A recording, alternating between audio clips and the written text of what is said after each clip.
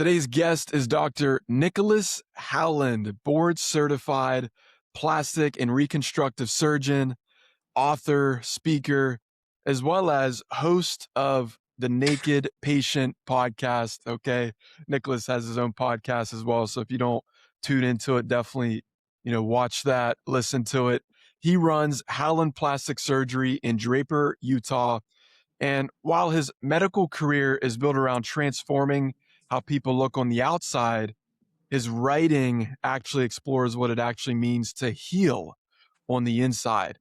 His memoir, The Atheist Prayer, a memoir of gratitude, is about what happens when the structures that defined you, such as faith, community, and love, fall apart. And you have to rebuild without them. It's not anti-religion by any means. It's pro-human. So, Nick, welcome to the show, brother.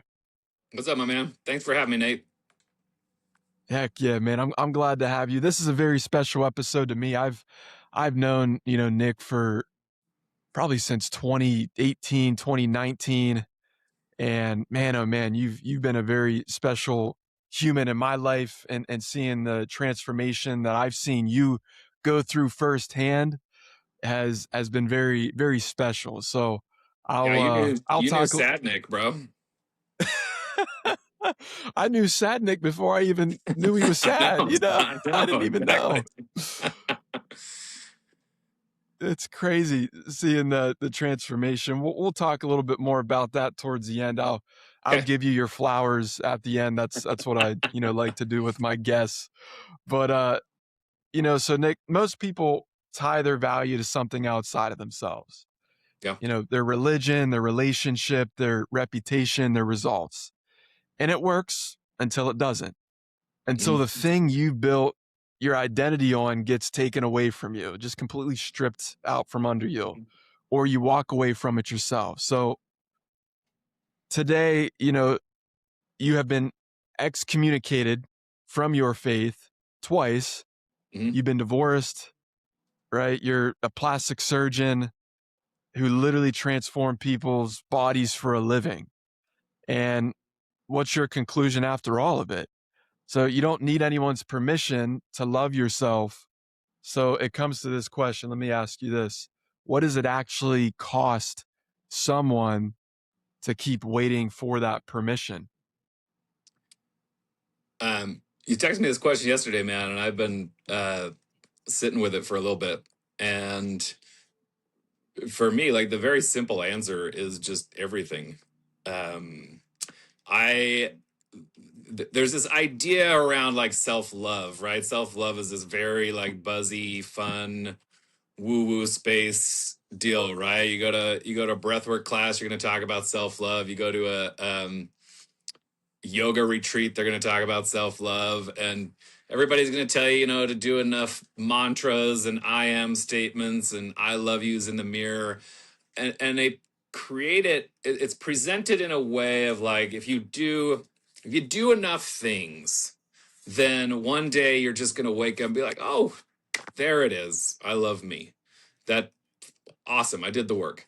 And for me, I think it's much, much deeper than that. I firmly believe that self-love is intrinsic. It's an innate value. So what that means is you don't have to do anything to create it. It's already there. Does that make sense?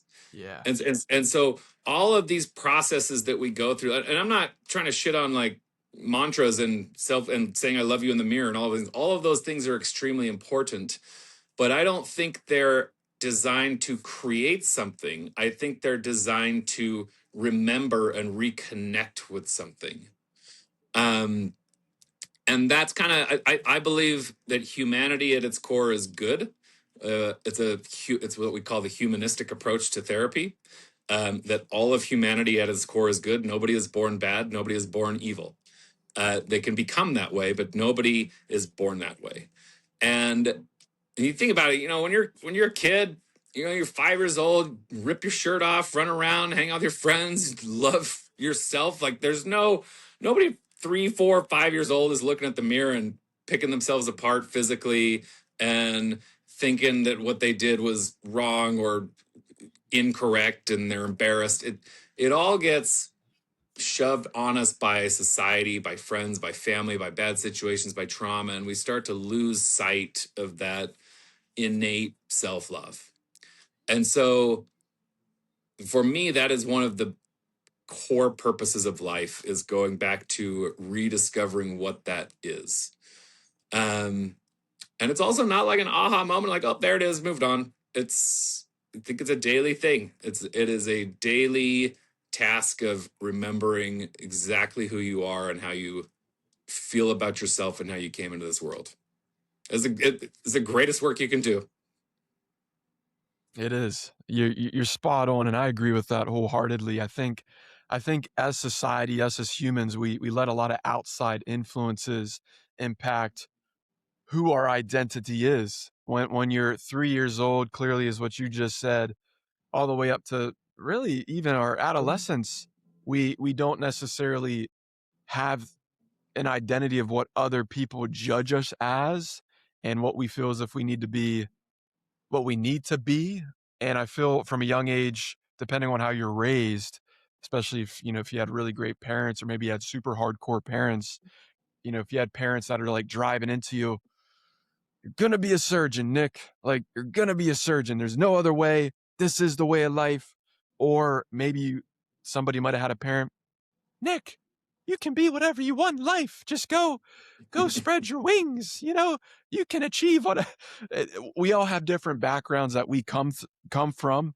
I think your background's very interesting because you grew up in the Mormon background. So let's talk about this a little bit, and it can be a little bit controversial. So walk me back to growing up in the Mormon faith and educate us a little bit on what that looked like.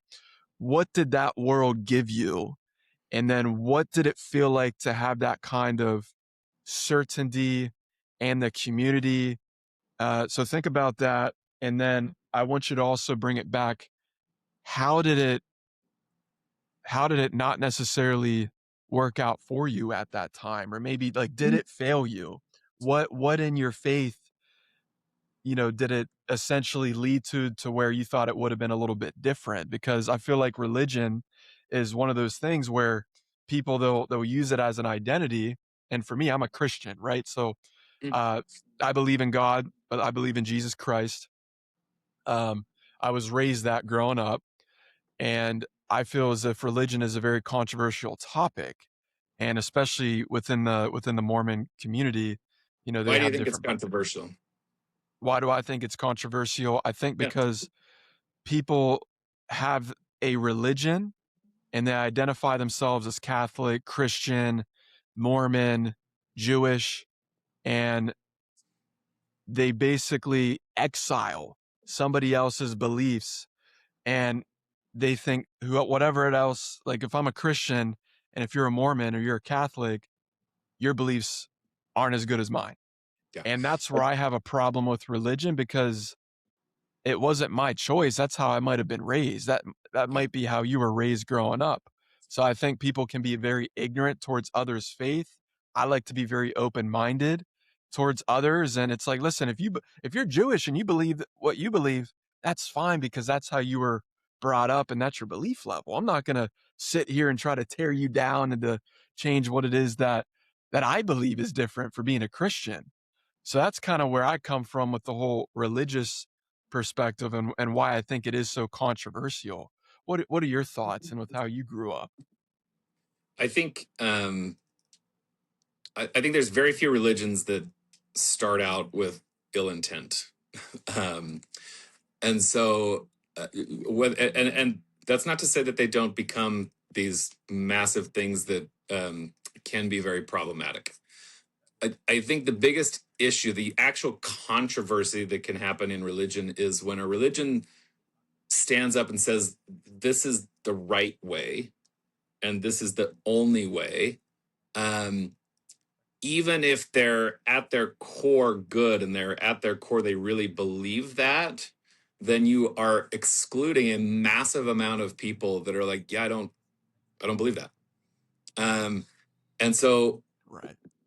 I'll tell you, that is what I was raised in. And this is not a knock on Mormon belief and Mormon theology. This is just the way that I was raised and what I was brought in. I was born into the LDS church. My parents were both LDS.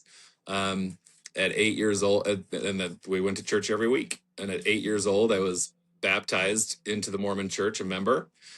And I did all the things growing up. And the core of the Mormon theology. So here's the one of the things that you have to understand about Mormonism, if you're going to talk about Mormonism, is you've got to understand where it comes from. And so the idea behind it is you had Joseph Smith, who, as a young boy, lived in Palmyra, New York in the 1800s.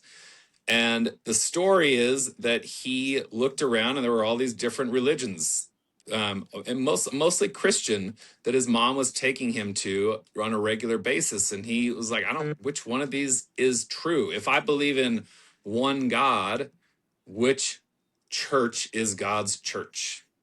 And the story goes that he went into the woods one day, knelt down to pray, and that was his question: which one of these churches is true? And he is said to have received a vision of God and Jesus Christ, and they came to him and they said, none of them, none of these churches are true. And God talks about removing his church from the earth after Jesus Christ was crucified. And they had selected Joseph Smith to come and restore the true gospel of Jesus Christ onto this earth. And so the core tenet of Mormonism is this is the restored gospel of Jesus Christ.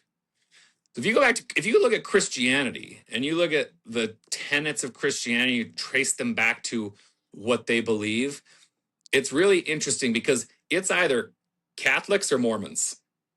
Everybody else, you can go back and say where they branched off from. And, Episcopalians, Protestants, all of them, you can go back and see where they branched off of Catholicism, which traces their lineage directly back to Christ, allegedly. And Mormonism says, brought in something new where they're like, yes, we believe in Jesus Christ. We believe he established a church. We believe that he propagated that church through his apostles. But because people stopped living righteously, because people killed the apostles, rejected their message, God removed the church that Christ established from the world. And that was a new thing at the time. That was a very radical approach to any sort of Christian religion. Because all of the other Christian religions at the time were essentially propagated on, well, this guy did this, or this particular king did this, or this king divorced and created this religion, and that was where they came from. And this one was like, no. We're directly from Jesus Christ, and this is why.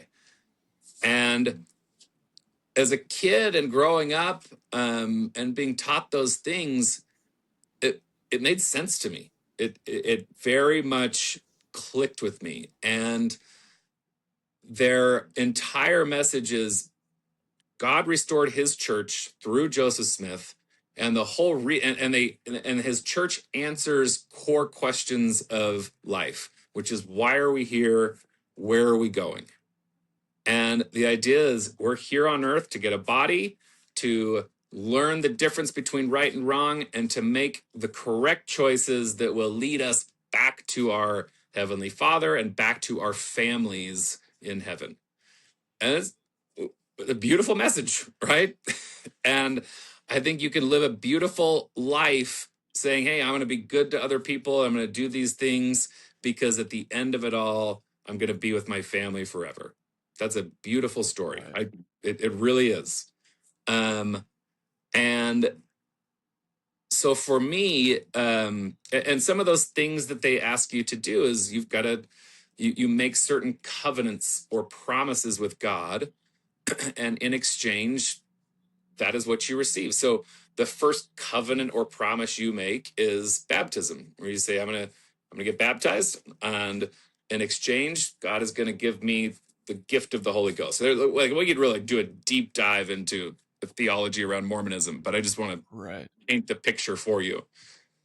And so, as long as you are faithful, though, to those covenants or promises that you make, then the promise is you will live with your family forever. So at 19 years old, I served an LDS church mission. So I think most people probably know that Mormons go out when they're young, the guys and the girls. The men are expected to, the girls is kind of an option. And they knock on doors, and a lot of people have probably had Mormon missionaries knock on their door at one point or another and ask if they want to hear about Jesus Christ. It's like, because the Mormons and the Jehovah's Witnesses, right? Like, those are the people that kind of still do proselytizing door to door. And I served a 2-year mission in St. Petersburg, Russia, and believed every word of what I taught and why I was there. When I came home, my mission president, so you're out there with, there's 100 19-year-old kids there in St. Petersburg, Russia, and you've got one guy and his wife who are kind of in charge of these 100+ missionaries in a foreign country. The logistics is wild. But when you finish, they're like, okay, next step for you, go get married, have kids, start a family. That's the next step on your pathway back to God. And so when I got home, I was a little bit controversial. I was like, I want to go to school first. I don't think I want to get married right away. And I was engaged within the first year of being back. Wow. And so one of the promises that you make when you are Mormon is that you're not going to engage in premarital sex. And so premarital sex is considered a sin. And it's something that if you do engage in, you're expected to confess and talk to your bishop about it. And so this relationship, with this woman who eventually became my wife, and the mother of my 2 kids, we started a sexual relationship before we were married. And to such an extent that before we got married, I had to go into my bishop and say, hey, here's my sins. Here's my confession.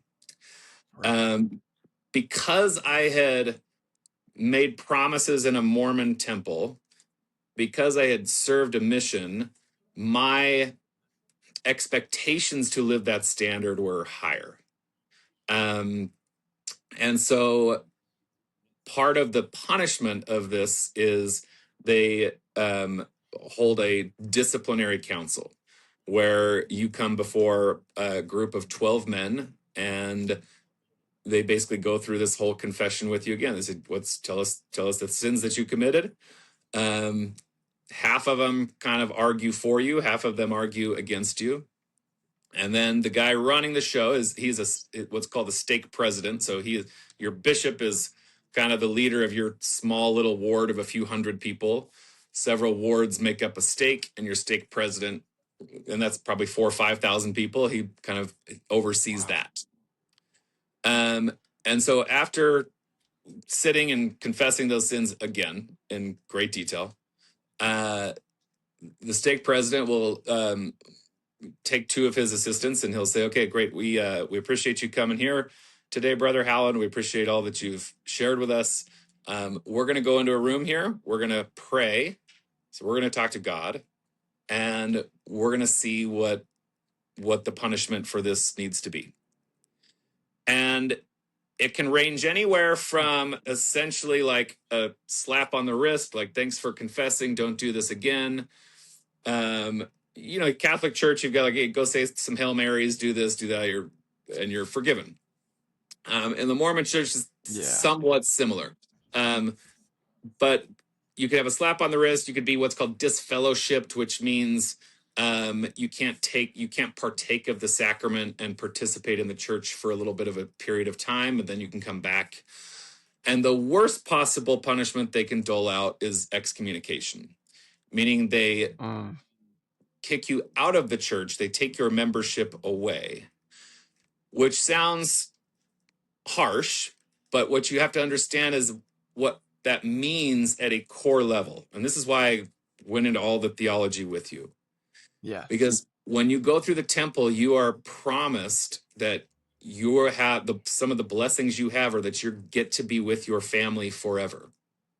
You're promised that you have this gift of the Holy Ghost, which is the third member of the Godhead, which Mormons believe is kind of with them, teaching them right from wrong and helping them make those decisions right from wrong. That is one of your blessings. Hmm. So when you are excommunicated, you get a letter, and part of that letter says all of your blessings are now stripped away, which means Wow. not only are you no longer a member of the church, but you no longer are going to be able to be with your family in the afterlife. Oh. You no longer have access to this gift of the Holy Ghost and the ability to discern right from wrong. And so this is especially if you believe in this theology, this is an absolutely devastating consequence. And so for me, so that first time they went in and they prayed about it and they came out, and this stake president is sobbing when he came out of the room. He said, I've never ever done this before. I've never had to excommunicate anybody in my entire time as a stake president. But I believe that this is what the Lord wants, and so we're gonna excommunicate you from the church. And for me, that was the worst possible thing that could ever happen to my life. Yeah. And so I screamed and raged and cried and all the things. And I drove straight to a bookstore. It's called Deseret Book. Deseret Book is an LDS owned bookstore. They have a publishing house. All the books there are LDS books. And I thought there's got to be something here. Somebody has been through this. Somebody has written a book on this. Somebody can tell me how to get through this and get back. Right. Because they provide you a path. They're like, hey, like this is the punishment, and we love you. We want to bring you back into the church, but it's going to take some time, and you're going to have to do all these things in order to get back into this church. And I couldn't find anything at this bookstore. There was nothing. And I think the one thing that gave me any hope at the time was all of a sudden I had this idea of like, oh my gosh, this is why God is doing this to me. This is why I'm being punished. I'm supposed to write the book on going through an excommunication and how to come back. And this is my role in life. And it was like this little sliver of hope that I kind of held on to and kept me from going off the deep end. Because as you said before, like that was my identity. Right. My identity was tied up in being a member of this church. And without it, I had nothing. I didn't know who I was. And so I leaned hard into getting that identity back. So for the next 3 years, I did everything they asked of me. I went to meetings. I met with the bishop. I married this girl. Was a good husband, and finally, after 3 years, I was rebaptized into the church, and it was a momentous occasion for me. Like like I had all my blessings restored, and I was like, okay, we're back, baby. Like this is my identity again. I finally got it back. We are here. Um, Yeah. and fast forward a few years, my wife and I had our daughter, and we left for medical school in Texas and started medical school in Texas. And the whole time throughout medical school training, we were all in. Like I taught multiple classes in church. I helped youth classes. We were there every week. Everybody in medical school knew that we were like the Mormons. We didn't drink. We didn't go to the bars. We went to church with our Mormon friends on Sunday, and that was what we did. And then around, so with medical school, you do 4 years of medical school, and then depending on what you want to go into, you have a residency training, and depending on what you're training in, that's how long the residency program is. So for plastic surgery, we went into a 6-year residency training program, and we stayed there. And there is a series of residency training is hard. And at some point along the way, my wife and I stopped kind of being each other's person. And, I think you talk to people who've been through a divorce, and you kind of make the assumption that it must have been a shitty marriage the whole time. And that is not the case. Like, we were married for almost 10 years, and most of that time was really good. And until it wasn't, until we stopped being the other person's person and other people became our person. And so through a series of poor choices, I found myself again sitting in front of a bishop confessing of sins that were grievous enough to require a disciplinary council again. And my wife and I had separated. She was contemplating divorce. And so I sat in front of a disciplinary council again, this time down in Texas. So 12 different guys, different stake president. But again, confessing sins, and also, again, still believing. Like, I didn't suddenly just walk away and make choices because I didn't believe in this religion. I still believed. And so, but I was also pretty detached at this point. I was, facing a divorce, stuck in this residency that I still had 2 years to go. And there was a big part of me that was just like, whatever, I don't fucking care. I'm here again because I'm trying to do the right thing, I guess. And so when the stake president came back a second time and excommunicated me, it felt different. What's funny is I still went back to church. I went back to church a few days later. Wow. Because again, I no identity, man. I had no idea who I was. And that was the only thing that I knew. And so I walked into this church. I sat down next to this family that my ex-wife and I had been friends with for years. And the husband or wife whispered something to the other, and they grabbed their kids and picked up and moved benches so they did not have to sit next to me. And that stung. And it was like the straw that broke the camel's back, though. It was like, oh, I am not welcome. And people keep telling me, we don't want you here anymore. And I am not getting this fucking message. And so I sat there. I sat there for a minute, and I was trying not to cry. And after the opening prayer, I walked out and I sat in my car, and I think I screamed, yelled, punched the steering wheel, and cursed everything and everybody that I could possibly think of sitting in that car. And finally, after cursing my family, my ex-wife, this shitty family who'd picked up and moved away from me, myself, I went through the whole gamut of cursing everybody. I finally got to God. And I finally was like, you know what? Fuck you, man. Because to have somebody look at you and say, hey, we're going to go in this room here and we're going to see what God wants. And to have them come out of that room and say, yeah, we talked to him. He doesn't want you anymore. And that happened twice. I finally got the message. And so I walked away.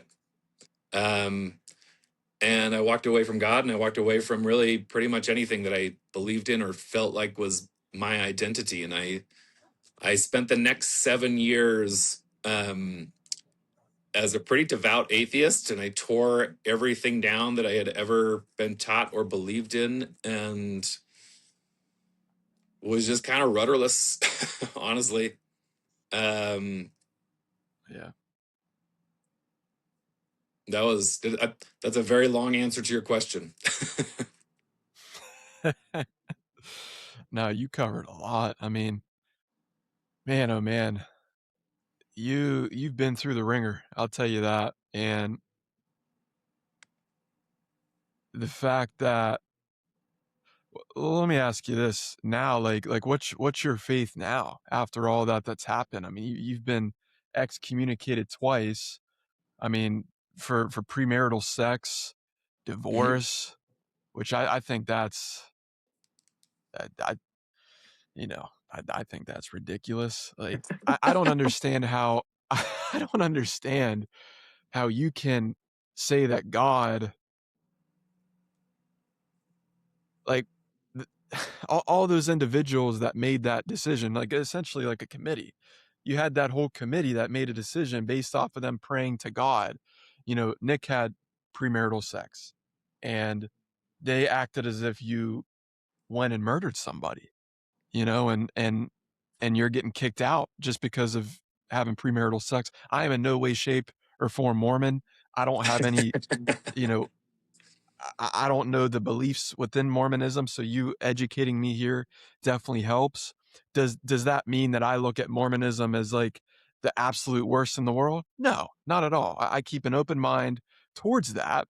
I think you were dealt a very shitty hand within the Mormon religion, because Well, here's for you to just absolutely get excommunicated over those two things is as if you absolutely just murdered somebody. here's the deal, though, Nate. What I will tell you is this: I spent a lot of time angry um, for it, and Yeah. the things that then proceeded to happen in my life. Like I don't blame the Mormon Church for any of this. Okay. Um, I don't. If anything, I am very grateful for what Mormonism gave me, um, because it really gave me some of the core values that I have in life. Um, 2 years spent in Russia was some of the best 2 years of my life, learning how to be a man, learning how to be responsible, learning how to take care of others. I spent 2 years doing nothing but serving other people. There were really, Yeah. really good things that came out of my being a Mormon. And after those two excommunications, I went through a long process of atheism, and that continued a downward spiral for me of just self hatred that led to a near suicide attempt. Um, Mm, and I wow. had some friends who stepped in. This was in 2022, just after my 40th birthday. I had some friends who stepped in and like really saved my life. And they sat me down and they just said, "Hey, dude, like this is what we see. This is the Nick that we love and the Nick that we see, and we can't wrap our minds around why the fuck do you not see this person?" um, Right. and we knew each other at that time. We had been introduced and had worked together. And I kept all this pretty guarded and close to the chest. Like I don't, you didn't know what I was No. struggling with, what I was going through. Um, but I really, after these two friends had stepped in and made such an impact on my life, I kind of, somebody saves you from a near suicide. Um, it doesn't just, you don't just suddenly say, "Oh, I guess I want to live."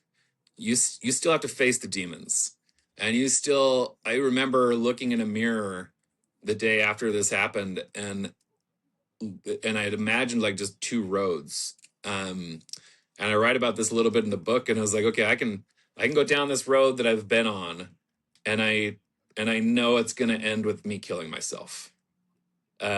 It just that is the road I'm on. Or I can go down this road that these guys are telling me to, which is figure out who you are, Like maybe work on you and loving you for a little bit and go find Nick because we like that guy. And that seemed to Yeah. be the harder road at the time. Yeah. Um, but I also made a choice in that moment that that was the road I was going to take. Um, even though I knew that at the time that felt like the most daunting, hard, difficult road, that was the road I chose. And I have had a pretty significant transformation in the last 4 years. I lost Yes. over 60 pounds, went through a gnarly breakup, worked on myself for a long time, met the love of my life, married her 3 times. um, and Literally. 100% with 3 weddings. And I'm the happiest that I have ever been in my life and have found like true joy and true love for who I am. And can definitively say like, this is who I am.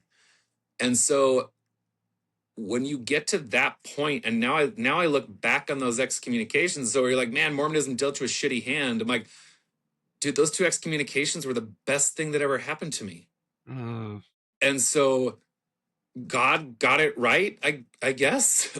Like, I mean, what am I going to do? Be angry that he put me on the path that led me to the best joy I've ever had in my life? I can't. And so, yeah, for a long time, I sat in that kind of victim mentality where I was just like, yeah, fuck Mormonism. These people did me wrong. Screw these guys. And I just, no, like, honestly, it was thank you. Thank you, Mormonism, for what you gave me. Also, thank you for pushing me out the door because I don't think I would have had the balls to do it on my own. Mm. Um, and it's been the greatest gift I've had in my life. So yeah, I don't fault them at all. That's why the book, like the Atheist Prayer, I'm like, hey, this is not an people hear excommunicated twice and they immediately think, oh, this is going to be a just scathing expose on Mormonism, what this horrible church did to this man and why you should never join this church. I'm like, no. Give me some great things. I don't believe it. Give me some great things. I don't believe it, but also thank you. Thank you, Mormonism. What a gift. Yeah, because then now it created, Nicholas Howland 2.0, which Yeah. was the Nick that was there all along. And Yeah. I think about the people that they've had a similar experience, such as you, but they don't turn it around, Yeah. and they Nick did Allen commit. 2.0 Nick Allen 2.0 is dope as hell, man. And what's funny is like everybody who knew me and loved me, this is who they saw. I just Yeah, didn't. And so that's really the biggest game change to take this back to like the very start. That's the biggest game changer of self-love.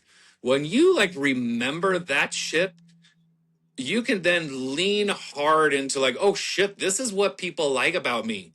And now I do too. So life feels pretty awesome when you're in that mentality. yeah, absolutely. And the thing is too, Nick, like, you felt that way. You were on the brink of committing suicide. Let me ask you this. Do you think you'd still be here today if it wasn't for those two friends? No, it was a done deal, Nate. I had And plan in place, um, and thank God for a buddy who saw the signs, and because I didn't call him. yeah. I didn't call him asking for help. I didn't call him and say, "Hey, man, I'm really struggling. Like, I need some insight tonight." I was on my way to the hotel, and just out of like a reflex, I was like, called him up and just said, "Hey, man, I broke up with my girl. I'm heading to a hotel this weekend," and he just said, "No, you're not. You're gonna come out with me. You're gonna spend the night here." And he dropped Wow. everything. He dropped everything to because he could see that that was not a good place for me. Uh, and so Jimmy Rex is his name. He's been one of my best friends since sixth grade. He is a polarizing figure, um, but he does a lot of good in this world, and he is somebody that I can definitely say I owe my life to. Wow. That's incredible. And through Jimmy Rex, I truly believe that evening that was God talking through Jimmy to pull you back to not go to Sure. that hotel with whatever your plan was. Whatever you want to That's call it, man. Higher power, God, Mother Earth, yeah, uh, universe, right? Like universe, all the things. Absolutely. goodness. And here you are standing 2026 and just seeing the amount of growth that you've had from that point. I'm sure like you look back and I know you know you told me a couple times you're like, "Nate, I don't even recognize that Nick. That was a completely different Nick and you probably just laugh at it. I mean, man, if you wouldn't have changed and had that awakening that you had, and if Jimmy wouldn't have pulled you that night, for one, you wouldn't be here, but two, you wouldn't have understood what your highest potential truly is. You wouldn't have met your wife, Haley. You wouldn't have No. married her 3 times. Your kids wouldn't have a father. Like their Yeah. father would be gone. So the fact that you're still here, my oh my, your kids are absolutely blessed to have you. And it's incredible because the amount of lives that you impact today. I mean, yes, you have the Naked Patient podcast. Yes, you have a very successful plastic surgeon clinic and you've accumulated what you've been able to do over the years. Yes, you have higher and greater goals. I know who you are as a person. You're an author now. Your wife just became an author and it's incredible to see where you're at now. But to what you said, if you did not go through the church, get excommunicated twice, and and and have that Mormon religion, shit, man, you wouldn't be here. So like I'm getting pumped up because I look at you were still here and you're here for a reason. And it's incredible. So I know we got about 10 minutes left. I tell you, we might have to do a part two sometime because this really went more so on the religious side of things and just you know your upbringing. But let's talk about the practice a little bit. You know, throughout the success Oh, on Nate. that you've Here we go. accumulated with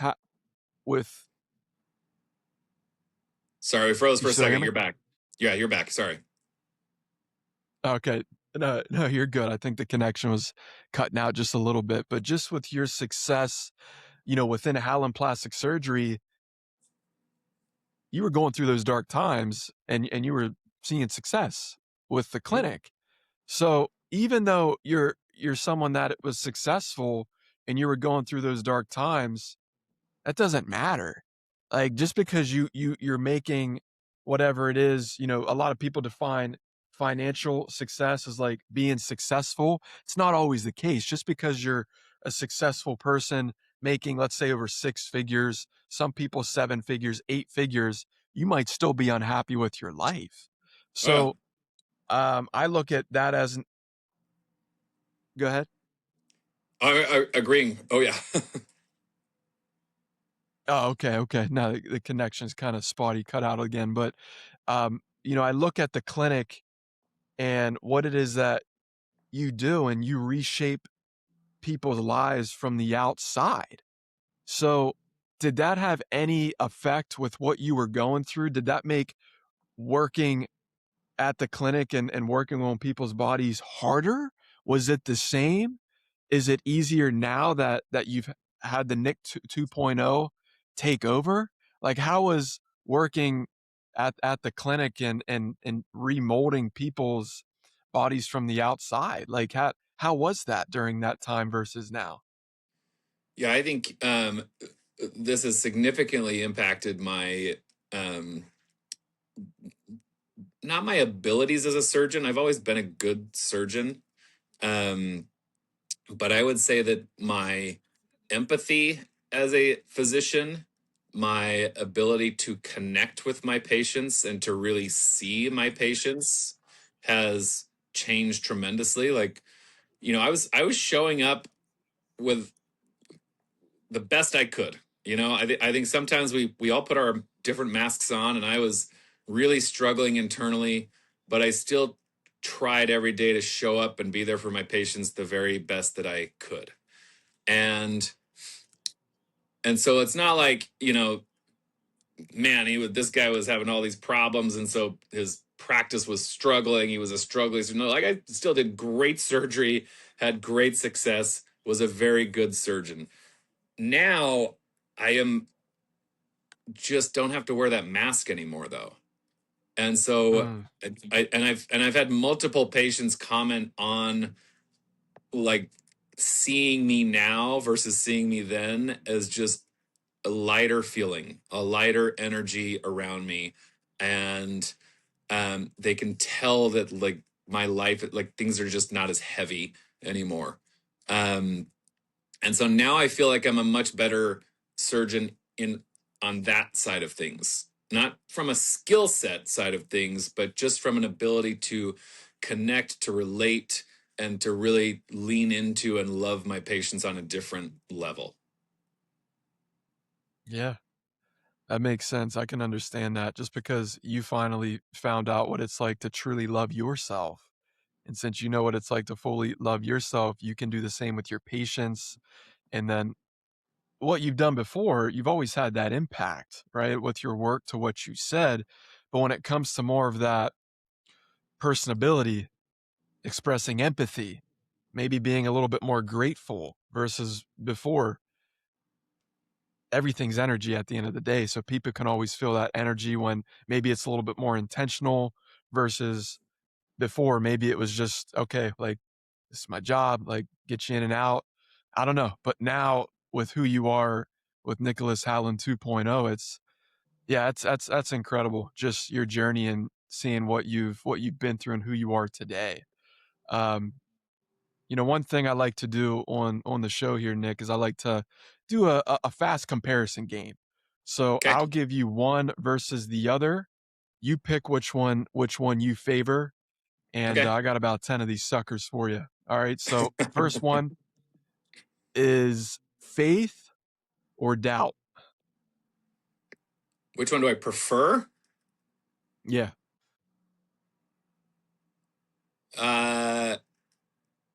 I'm going to say doubt. Okay. Approval or acceptance. Acceptance. Religion or spirituality. Spirituality for sure. Surgery or therapy. Therapy. Plastic surgery won't fix Hmm. you. Only you can fix you. Yeah, it's straight up, and that's coming from a plastic surgeon himself Yeah. there. Uh, It's a shitty business. It's a shitty business outsider in, model, but it's true. yeah, no, you're right. Yeah, and the fact you can even say that is, and I'm sure maybe that's a topic that doesn't get talked enough within plastic surgery, right? Does not. Um, outside or inside? Ooh, uh, both outside in nature, inside of self. It's a wise answer there. Okay. Anger or gratitude? Gratitude, Forgiveness or indifference? forgiveness, Certainty or peace? peace. Mormon or free? Those are not opposites. So you're saying they're similar? Um, I don't see Mormonism and freedom as diametrically opposed. Um, and so for me, like, I would say free, but I also don't want to say free and give the connotation that I'm suggesting Mormonism is not. Does that make sense? Yeah. Yeah, I understand what you're saying. That Yeah, makes sense. I think there can be some freedom. I think there can be some freedom in religion, even though we see religion as like constricting and confined and all of those things. Um, Freedom is what you make of it and what you do with it. It is. I agree with that. That's a great it's a great perspective. Perform or exist. Exist, baby, every day. And then last one is permission or worthiness.